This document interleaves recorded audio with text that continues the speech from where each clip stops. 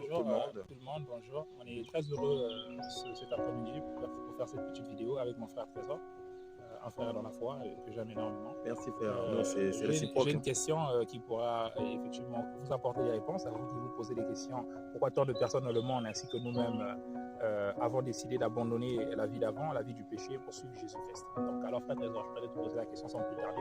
Okay. Qui est Jésus-Christ et pourquoi tant de personnes comme nous, des millions de personnes dans le monde entier, ont décidé d'abandonner leur vie du péché, ont décidé d'abandonner les relations hors mariage, ou des gens qui étaient mariés ont décidé d'abandonner l'adultère, avoir des relations extra-conjugales? Pourquoi avons-nous décidé d'abandonner toutes ces choses, toute cette vie de péché pour suivre ce Jésus? Qui est d'abord Jésus et pourquoi nous avons abandonné? Quel est l'avantage? Quels sont les avantages de suivre Jésus-Christ? Bon, je répondrai simplement, Jésus, il est notre créateur.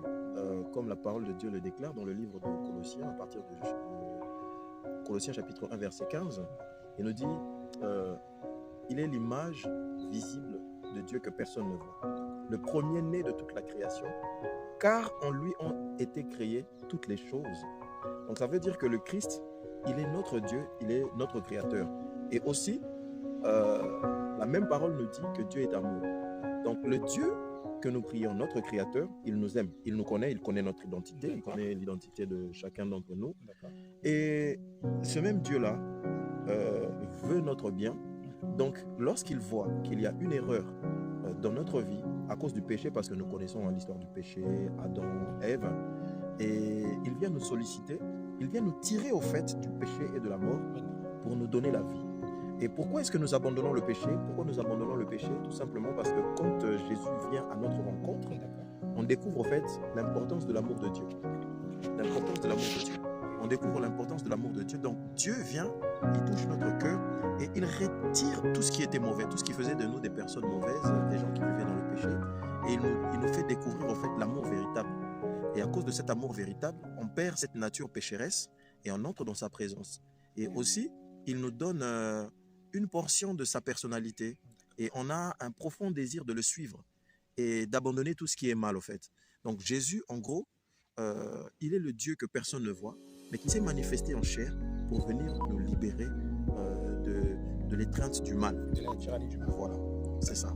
Okay. Alors, j'espère que mon frère Trésor vient de répondre à vos préoccupations et que cette question va vous aider à rechercher davantage Jésus-Christ et à vouloir le connaître un peu plus pour ceux qui le connaissent et pour ceux qui ne le connaissent pas.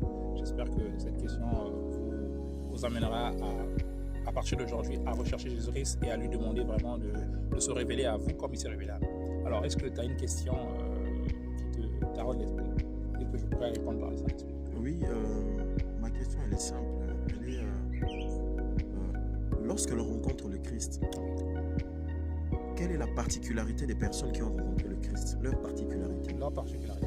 Alors, les personnes qui ont rencontré le Christ à la lumière des Écritures, le Christ, pendant sa vie terrestre, a rencontré différents types de personnes, des personnes de tous les secteurs d'activité. Il a rencontré Marc, je crois qu'il était collecteur d'impôts, oui. Luc était médecin, oui. Et Pierre était pêcheur. D'ailleurs, c'était dans sa lignée familiale, le travail de pêcheur, c'était le travail qui était vraiment dans lequel, en fait, qui se perpétue de génération en génération. Exact. Et lorsqu'il a rencontré Jésus pendant qu'il avait passé toute une nuit de pêche avec ses compagnons, oui. Sans pourtant prendre un seul poisson, Jésus est venu le rencontrer dans sa difficulté, après avoir passé cette nuit sans avoir pêché un seul poisson. Attends, on va aller doucement. Donc, oui. Au fait, le Christ est venu le trouver. Oui, dans son activité. Dans son activité. Et il était déçu. Et il était déçu parce qu'il a passé toute une nuit sans prendre un poisson. Voilà.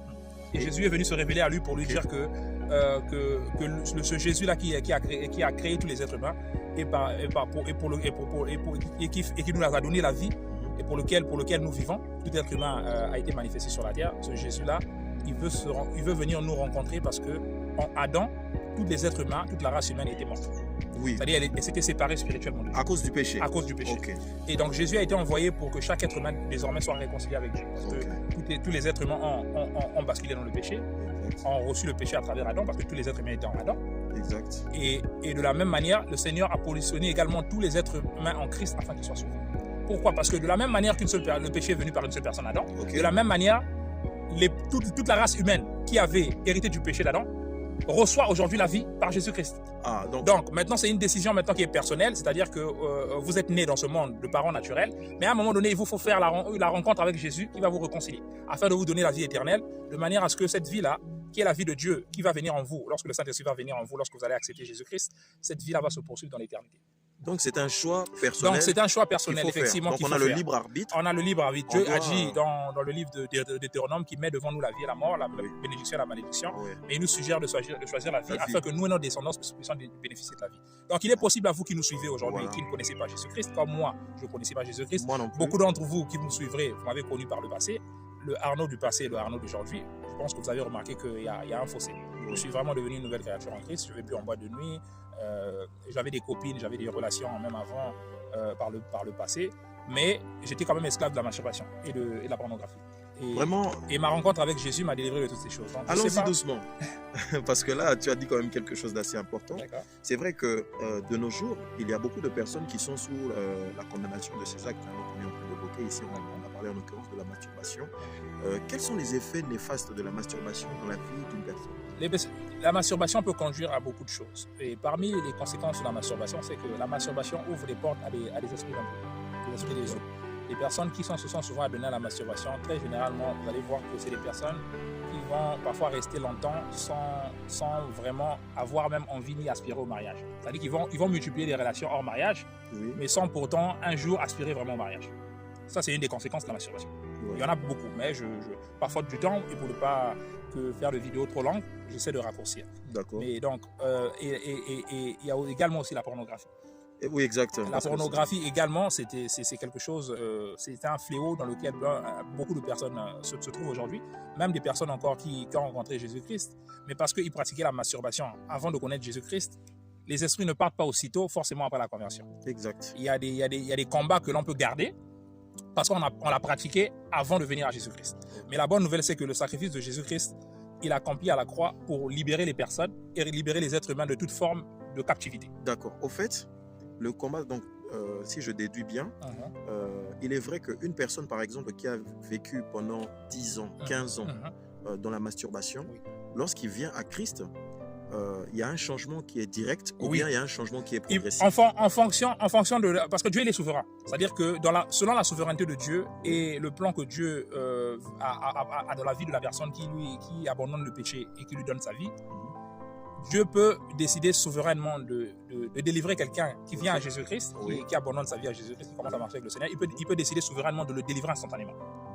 Mais très souvent, ce que j'ai remarqué dans ma petite expérience, c'est que, et quand j'écoute un peu les témoignages de plusieurs frères et sœurs, je me rends compte que très souvent, la libération, Dieu va le faire progressivement. Pourquoi? Parce que Dieu connaît une réalité, c'est que le Seigneur Jésus a dit, lorsqu'un esprit est sorti d'un homme, il va ça et là, il va errer. Et à un moment donné, il se dit qu'il va revenir dans la maison, dans le corps dans lequel il était, dans la vie de la personne qui l'oppressait avant. Et il ne va pas revenir seul, il va revenir avec cet autre esprit. Méchant, ouais. Là, c'est dans Matthieu chapitre 12 au verset 44. C'est ça. Voilà. C'est pour ça que Dieu va prendre le temps de délivrer les personnes, lorsque les personnes viennent à Christ, de certaines formes d'addiction. Oui. Progressivement, le temps de faire grandir les personnes dans la connaissance de la parole. Parce qu'il sait que si ces personnes ne connaissent pas la parole, ils peuvent retomber dans les mêmes travers. Exact. Plus tard, et lorsque les esprits vont revenir, ils vont toujours revenir avec cette autre espèce. Donc, au fait, le Seigneur permet à ce que la personne fasse un travail personnel. Effectivement. En priant régulièrement, en méditant tous les jours la parole. Parce que lorsqu'on médite la parole de Dieu tous les jours, notre système de pensée change. D'accord. La façon dont on pensait avant notre conversion, et la façon dont on va commencer progressivement à penser, c'est-à-dire qu'on va épouser les pensées de Christ, commencer à penser comme Christ. D'accord. Chaque fois qu'on s'expose à la parole de Dieu est en train de corriger les mauvaises manières de penser qu'on avait. D'accord. Héritier du monde, de la famille dans laquelle on est, du pays dans lequel on est, des relations qu'on a eu à avoir, et également de ce que nous a